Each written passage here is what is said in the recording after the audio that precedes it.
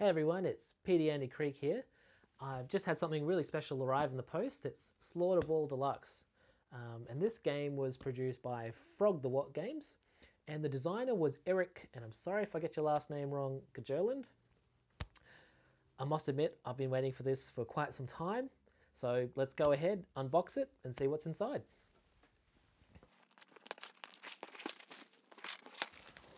This is the best bit. Alright, and before I go ahead and open the box, you can see on the front there some really great artwork. I must admit, I really do like the artwork for this game. The front here, you can basically see one of the big Carnage butchers about to pound down basically an athlete from the Nemesis team. And they're kind of like a futuristic Tron-like robotic team. And on the back there, you can basically see all the athletes pictured that you're going to get.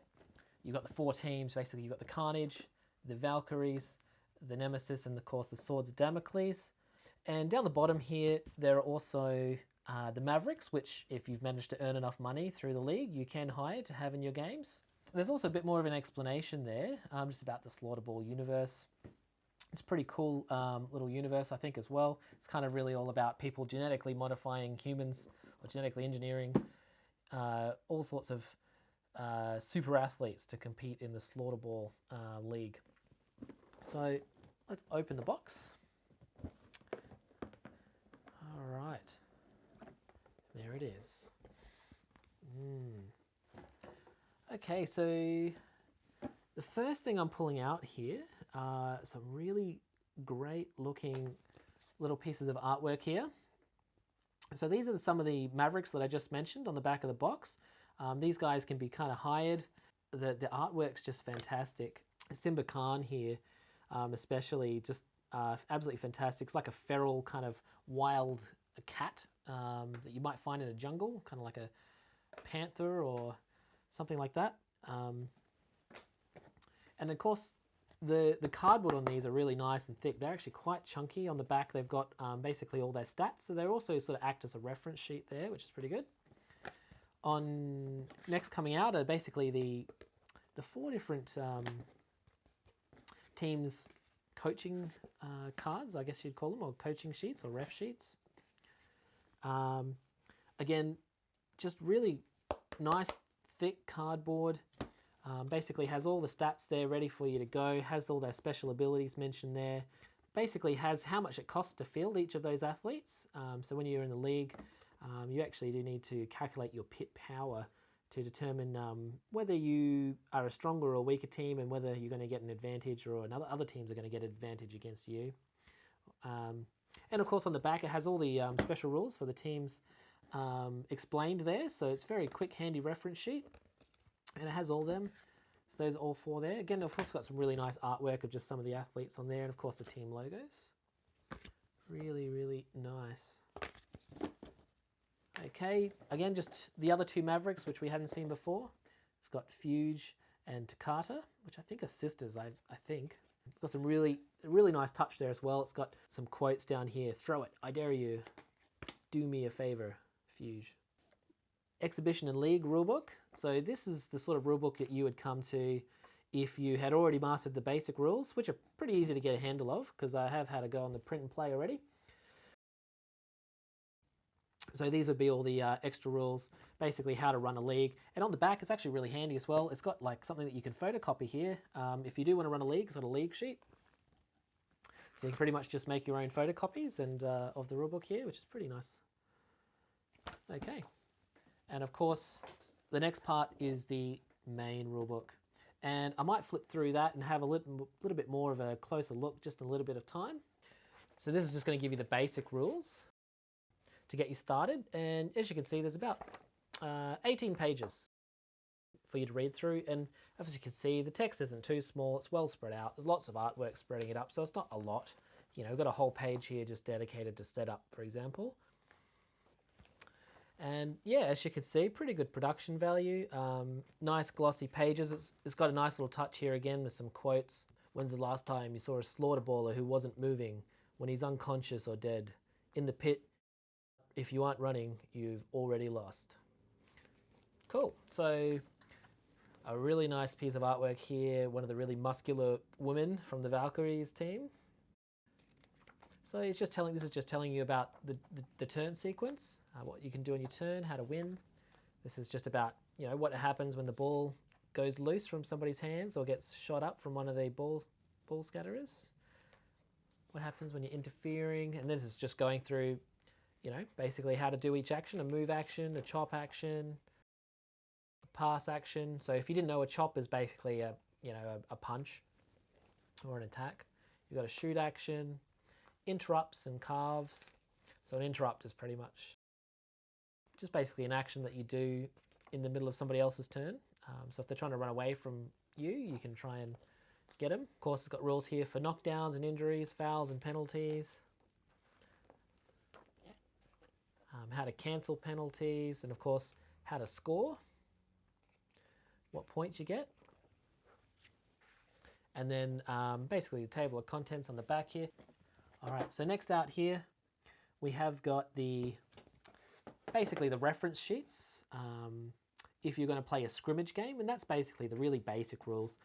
So in that sort of if you're starting out with just the basic rules, pretty much all the different teams have the exact same stats. If you turn the scrimmage sheets over, you can actually see, basically it's a reference sheet for all the different types of actions you could take here, and it tells you exactly how to do each one of them. Very, very handy. And of course there's 4 of them in here, 1 for each player. Very cool. Not a lot of artwork on those, but really good information. The dice, miniatures and cards. So I might pull out the dice first. The dice are just really fantastic, actually a lot better than I had seen in some of the pictures that were posted on Kickstarter. There's 6 different sides. One's got a boot on it. There's a knife, a star, a skull, and of course a double knife. And the 6th side is just another knife, basically. So you've got 2 knives and a double knife, and then you've got a boot, a skull, and a star. Okay, and there's 2 different colors here. So you can roll different colored dice if they're going to hit. Sometimes you might get special bonuses and you might need to separate your dice and things like that. So those different colored dice will be pretty handy. Of course, there is an 8-sided dice as well, and use that to sort of scatter the ball throughout the game. All very nice. All right, so next up, I might just pull out the cards. We'll leave the miniatures for last, eh? So I can get them open.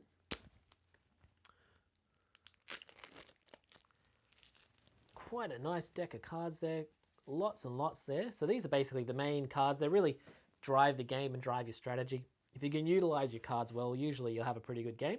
And you can see on the back, a really nice picture of basically the Slaughterball, the actual ball you use in the pit. And then on the other side, you can see basically all sorts of different things. So that's an unexpected spike. So a spike is kind of when you throw the ball at another player trying to injure them. The ball is actually a hard piece of metal, and so you can actually throw the ball at other players and try and injure them. Lots of different cards here, as you can see. Steel strategy, shot clock, extra onslaught, so that might mean an extra action. Fancy footwork, that's pretty cool. I didn't see that. I don't think I've seen that one in the print and play. Inspired coaching, that's pretty great. So lots of different cards in there. Of course, lots of interrupts. You can knock players back. Let's get crunchy, things like that. Very cool. So this is the actual Slaughterball here. So the players will be fighting over that, trying to throw it into a goal, throw it at other players, or maybe they'll just ignore the ball altogether. Maybe they'll just go punch the hell out of the other team. All right, I've got to pull this one out first because I must admit this is the Simba Khan that I was talking about before. He is a really cool guy. As you can see there, very, very nice. Looks like he's about to catch the ball. We've got the other Mavericks here. Again, these were the special character cards that I'd pulled out before. Not sure if this is Fuge or Tocado, but it's one of them. You notice this one's got 4 arms. So that means it's this character will be a Razor, and the Razors are very good at catching and throwing and scoring goals, things like that. So this is the Swords of Damocles team here. These guys are actually pretty cool as well. Also very good at catching, scoring, that sort of thing. The other really neat thing about Slaughterball is actually they have different bases. So you can see this one's got a square base because he's a big butcher. And this one here's kind of got a hexagon base, so that's a slasher. This one's got a star-shaped base, so it's a cleaver. And this one's got a round base. Like I said before, the Razors are really good at catching, throwing, shooting for goals, those sorts of things. So that's that. For example, this is the Valkyrie Razor. Now the Cleavers, on the other hand, they're not as strong. They're not that strong either, in like the Razors. They're much better at catching and throwing and shooting, that sort of thing. But they're more the thinkers of the game. So they're actually the ones that sort of direct your other team members around the pit, give them direction, give you all sorts of little bonuses in the pit. So they're real strategicians. So this is the Valkyrie Slasher here. The Slashers are sort of more stronger, basically. They're going to be able to pound down the Cleavers and the Razors most of the time. And then, of course, you have the square-based Butchers. And the Butchers are really going to be able... They basically lay the hurt down. They don't move that fast, but they will pound the hell out of stuff. The Tron-like Nemesis team, which are these guys here. I really do like that miniature. I really like this guy too. Really looks like he's telling the team where to go, how to get into position. Also got the Slasher here.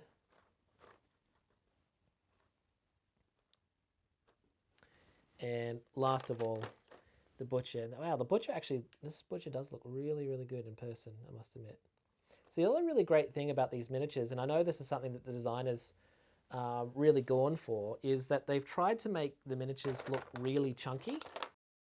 So these are not small miniatures, they're actually quite big, and I'm not sure if they show up against my hand, but I've got some other 28mm miniatures which I'll put up against them later on to give you a bit more of a comparison. So this here is the Slasher. See, that's kind of one of the... So this is the Carnage team, if I didn't say that already. But you can see just how big this Butcher really is. He's absolutely huge. When you pick him up, it really feels like you're moving a monster, you know? Really, really cool there. Okay, so that's basically all the miniatures that you'll get. And last of all, out of the box, is a whole lot of cardboard tokens. These sort of cardboard tokens here, if you've got a handicap, like I said before, some of the teams are a bit stronger than others, especially if you start to build up money and give your teammates extra powers that other people don't have. So often you'll get a handicap if you're coming last, and these sorts of tokens are called edge tokens. These ones up here, I think, are the onslaught tokens, so they're basically just to mark your athletes as you move them to say, hey, you've already moved that one, you can't move it again. This one I think is the time tracker. All right, on the next sheet of tokens here, we've got lots of knives. So these are sort of marking basically the injuries on the players. So if you have lots of injuries, you're going to get lots of these tokens put in your players. These here are basically for covering the goals up at the beginning. The goals always start locked, and you have to kind of run into the middle of the pit. So that kind of means that everyone has a chance at the beginning of the game to basically get the ball, because the ball's going to have to run through the middle to begin with. So it's sort of fair game. All right, so we've got basically a little template here, and this just shows you where the ball scatters after you shoot a goal. You've got a first player token, very cool. Guessing, I'm not sure exactly, but I'm guessing these tokens are to mark if you get more than 30 points. So you can tell, because the score tracker on the board, I'm pretty sure only goes to 30. Okay. Whoop. Oh, I fell out. I must be first player. All right, and then, wow, this is a really big board. That is ginormous. Look at that. That is awesome. Just fantastic. So the board actually comes double-sided, and as you can see, one's a hexagon, and one is, I don't know what you call it, an octagon, which is this side. So the hexagon's this side,